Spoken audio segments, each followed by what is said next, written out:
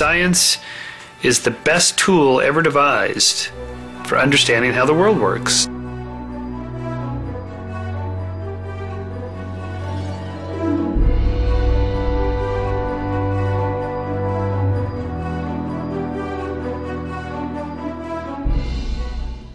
And without science, we cannot understand ourselves and we cannot understand the modern world.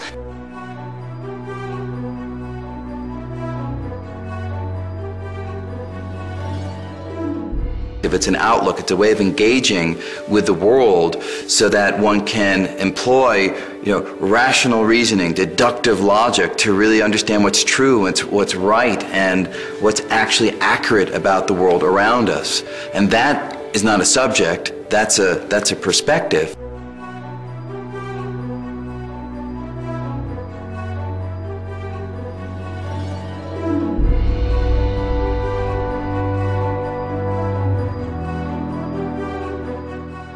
I think that science changes the way your mind works.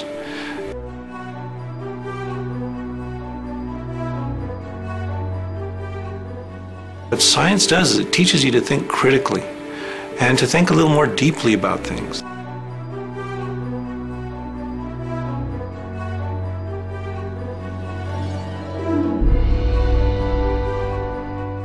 Science has to provide the answers to some huge problems that we're facing.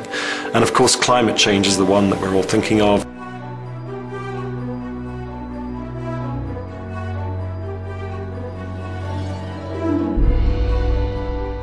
All these things relate to science and the scientific method.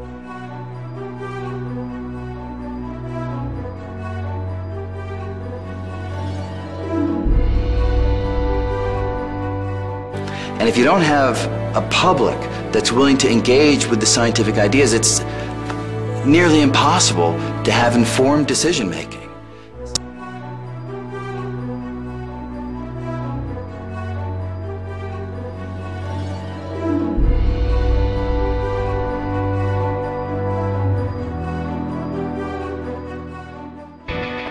When we're growing up, we just believe almost anything that people tell us, especially authorities and adults.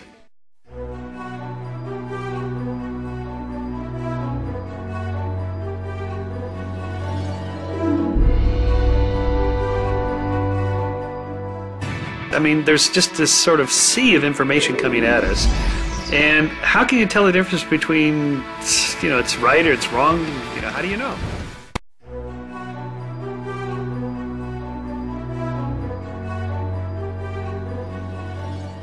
And how can you tell the difference between, it's right or it's wrong? How do you know? This is the Santa Cruz variety of the giant tortoise. It's one of those that has a high domed shell as opposed to a saddle-shaped shell. It comes from lush grassland and largely grazes, evolutionarily speaking, whereas the saddleback ones live on more desert islands and they need to reach up to get the cactus fruits, which is why the front of the shell is high and makes it look like a saddle. When Darwin visited the archipelago, he was told by the lieutenant governor that he could tell which island the tortoises came from just from looking at their shells. And this must have been one of the things that gave Darwin a clue, although, to be fair, Darwin can't have had all that much of a clue then, because he actually muddled up some of his specimens and didn't record which island they came from.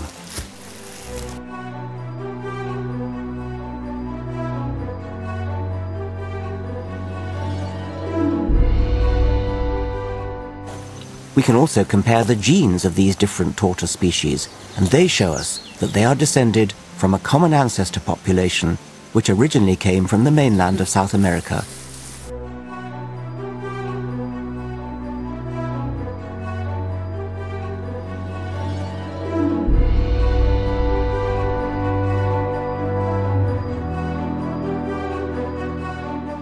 And how can you tell the difference between, it's right or it's wrong? How do you know?